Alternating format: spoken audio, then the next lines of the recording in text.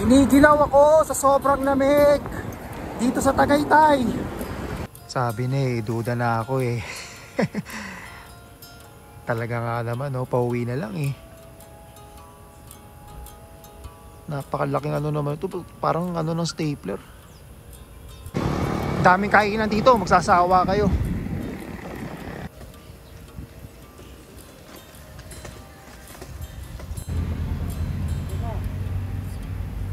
Ganda lang taal.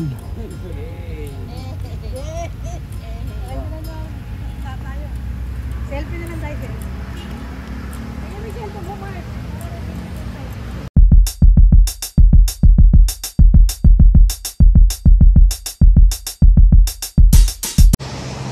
Good morning. Nandito ngayon ako sa Aguinaldo Highway sa May Silang, Cavite. Ayan, dito ako sa All Home.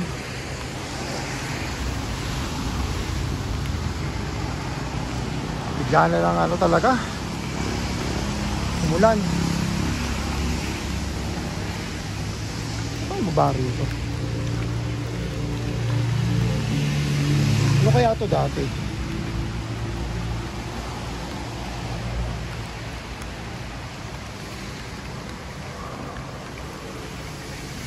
May laki ng puno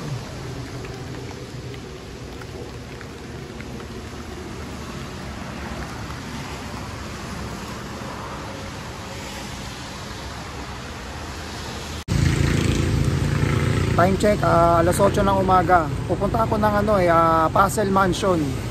Sa Tagaytay din yun Tapos ang alam ko bukas sila ngayon, Sunday. Dapat talaga bukas na ako magbabay kasi nga umuulan. Ang problema, sarado sila ng Monday to Wednesday. Tapos Thursday to Sunday bukas.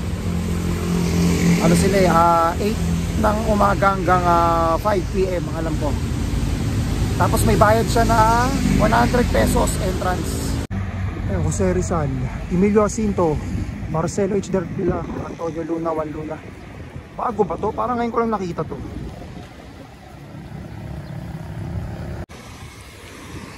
Ay, salamat. Andito na ako sa Tagaytay Rotonda.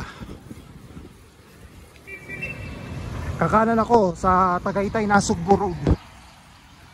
Kailan ba ako ulit nagpunta rito? Isang taon mahigit na. Galing akong picnic grove.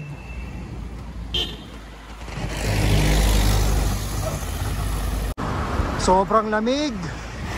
Kitang kita yung fog.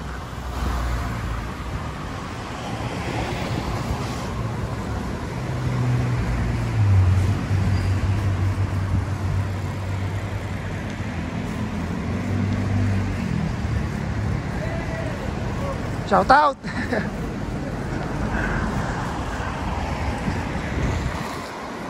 Ako, umuambon na naman.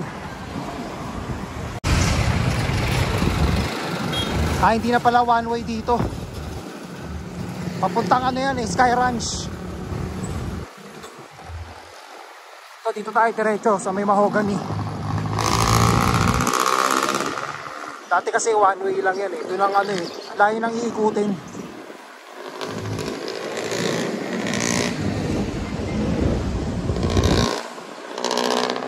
Napakalamig, sobra.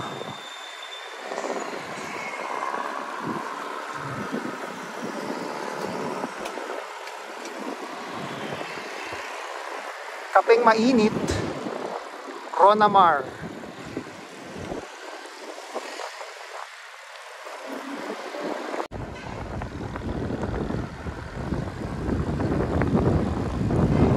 Grabe yung fog solid. Full suits at paint residents.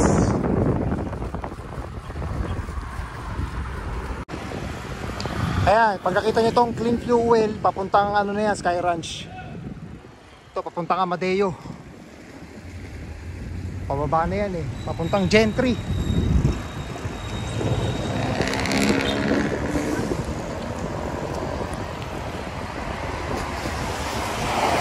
Sarap ng pag-jack ride. Tito B's, Bulalo House. May mga nalagpasan na nga ako eh. Mang Jose, lechon at inasal. Silvinas Resort, Hotel and Events. Salud, Hotel El Sur. Tagaytay Heights.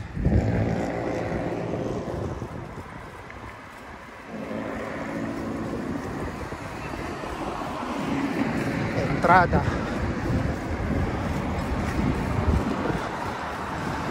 Tapsilogan. Alog ah. Lubak-lubak.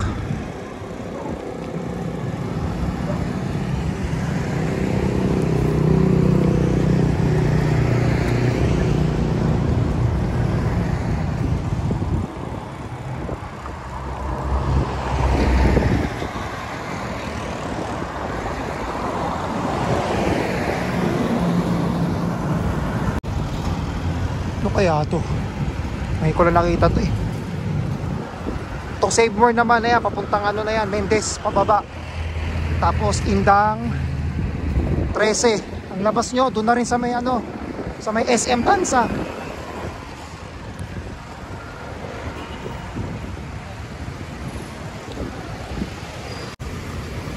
Kaya pag nakita nyo tong Welcome Barangay Asisan, Tagaytay City dito.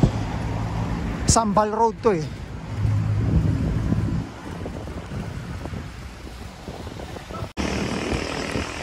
Pababa rito eh, kaya medyo mahirap madulas ang kalye. Eh, dahan-dahan lang.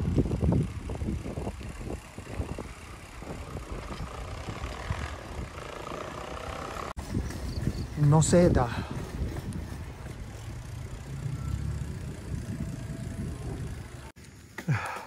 Hirap di pala nito, ayun.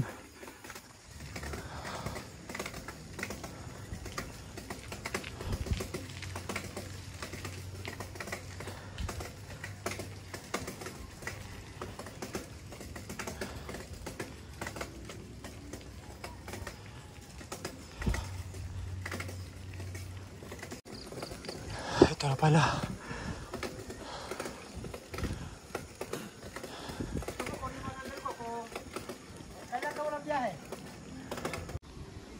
Lupit pala rito, pababa.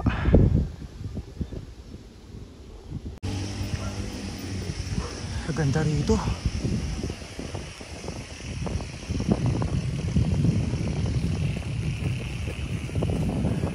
Parang walang siklista, ako lang.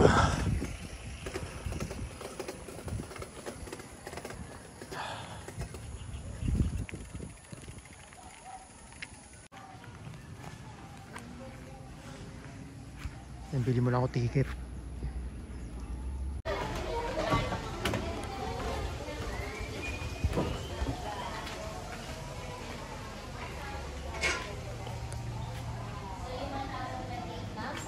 Ito pala yun. So welcome po sa Puzzle Mansion. Sa lahat po ng puzzles na makikita nyo dito sa loob, may isang tao lamang yung nag-collect at nag-assemble sa loob ng 28 years. At siya ay si Miss Georgina Hill from Taytay Rizal at isa din siyang businesswoman. Natanggap niya ang award ng Guinness noong November 29, 2012 at hanggang ngayon ay hawak pa rin natin ang title bilang the largest collection of Jigsaw puzzle. Sa ngayon po, ang total ng collections niya umabot na sa mahigit na 1,400 kung saan yung 1,028 ng kanyang puzzles ang na-recognize ng Guinness.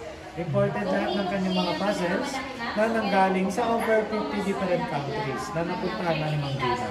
Sa bawat puzzle, mayroong captions, mayroon ng kanilang title, number of pieces, completion time at origin ng puzzle kung saan bansa nanggaling. So ito po sir, isa yun sa kanyang famous collection from Spain, Retablo de Santa Columba, 18,000 pieces at natapos niya sa loob ng 45 days. Ilang nagbuo dyan? Ilang tao? Isa lang sir. Isang tao lang? Yes, sir. So nagsimula siya mag-assemble year 1985 hanggang 2014. Ilang years ano yun? 28 sir. 28 years niya ito, binuo? Hindi po, ito po ay 45 days. Lahat po 45 yan, days. sir, ay 28 years. Okay. Then ito naman po sir, yung tinatawag na wooden artifacts puzzle. At kung lalapitan niyo po yan, mapapansin niyo na kakaiba siya sir dahil hindi siya tulad ng common puzzle. Dahil meron siyang mga irregular shapes.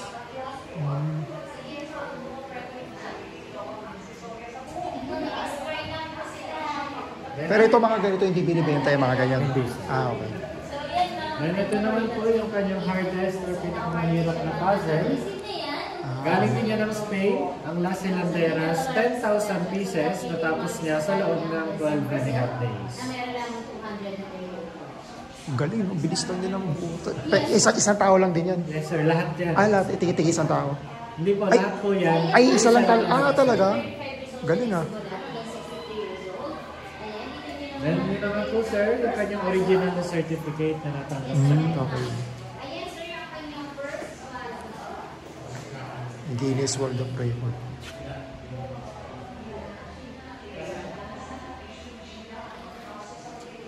Then mamaya po sir, after nyo dito sa side nito, so dito na po kayo liliko sa kanan, nadadaanan nyo ang first puzzle ni Ma'am Gina, year 1985 from US, ang Mickey Mouse puzzle, 5,000 pieces and 3 days niya lang matapos. Okay. Meron din tayong monitor dyan sa kabilang side para mapanood nyo po yung life story ni Ma'am Gina. So na-featured siya sa Rated Year 2013. Then after nyo dito mag-explore, so dito din tayo lalabas sa entrance, babalik tayo na second floor para sa 3 biggest puzzles sa village. Okay. So antayin ko na lang po kayo sir dyan po sa entrance. Thank you. Okay, sige. Thank you. Michael Jackson, Muhammad Ali, Elvis Presley, The Icon.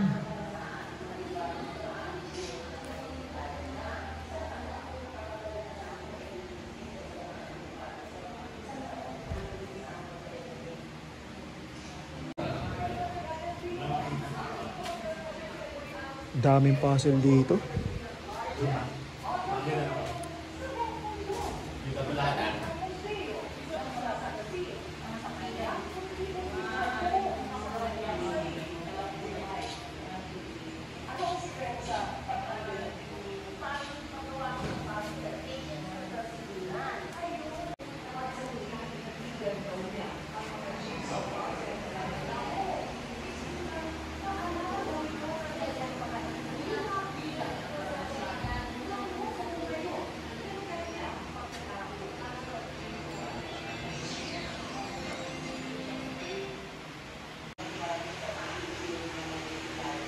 Dami, sobrang daming ano rito, puzzle.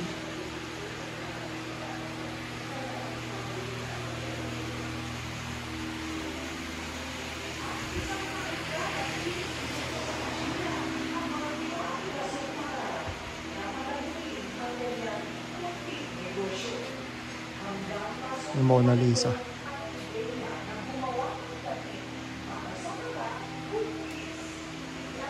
May wooden na dinosaur din.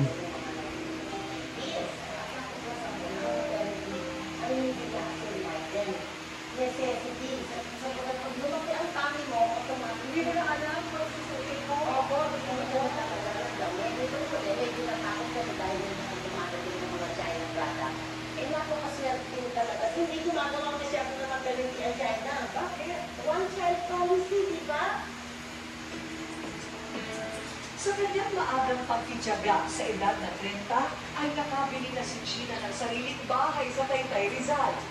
Nakabili siya ng magagara sa sasakyan, tulad ng Porsche at Jaguar. Magarang rest house sa Peninsula de Punta Fuego sa Batangas. At sa edad na 35, inumpisa na ni Gina na libutin ang buong mundo.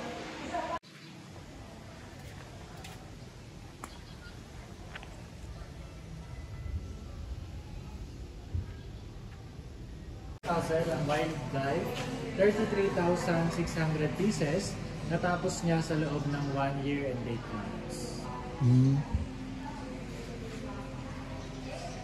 Then katabi po nitong first ay ang third biggest, ang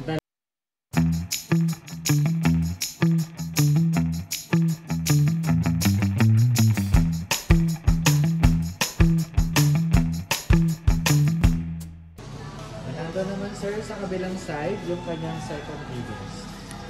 Doon sa... Normal lang po ba? Buti hindi nahuhulog yung mga puzzle niya. Paano dinikit yung Ano po ano yan, na? sir, naka-glue na po yan. Pagkatapos niya i-assemble, pinapairan niya yung glue sa harap. Pag natapos na po, sir. Okay. Yung harap ang pinapairan, hindi yung likod. Hindi po. Okay. So ito, Galing, sir, yung kanyang second biggest, ang pop art, 32,000 and 4 months natapos. And nandiyan sa ating last frame, ang mga local puzzles na may permit ng copyrights galing sa government. Dahil pinakustomize sila ni Ma'am Gina at ginamit niya yung official photos na piniprint sa postcard and posters.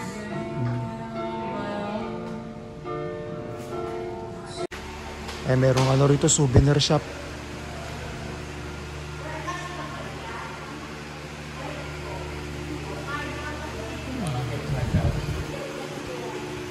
Ang t-shirt. 289. Pare-pareho lang ang presyo.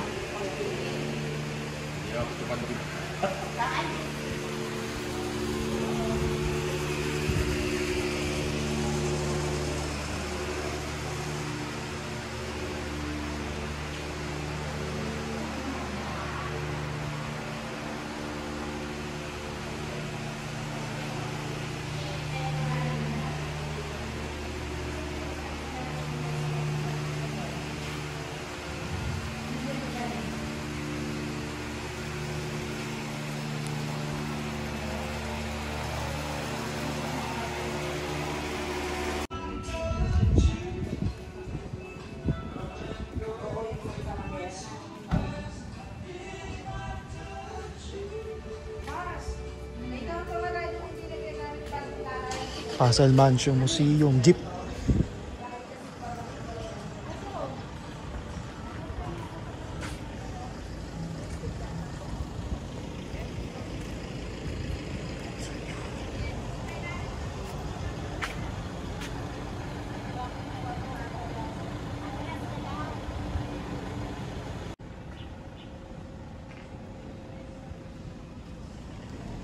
Silipin na rin natin to. Ang ganda ng ano rito, swimming pool ah.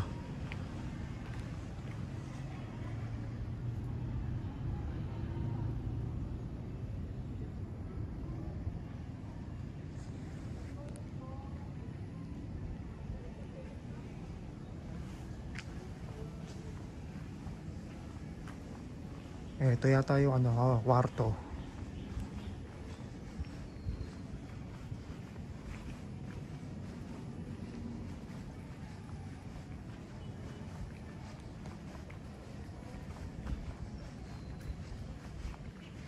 Ay, wala na.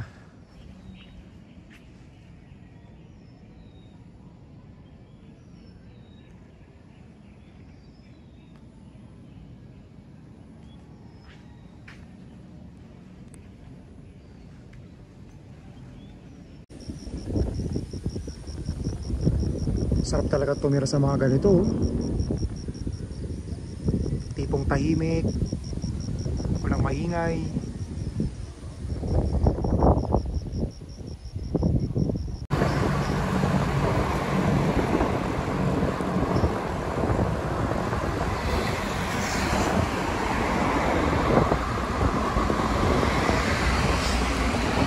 Sarap talaga mag-bike pag ganito yung panahon.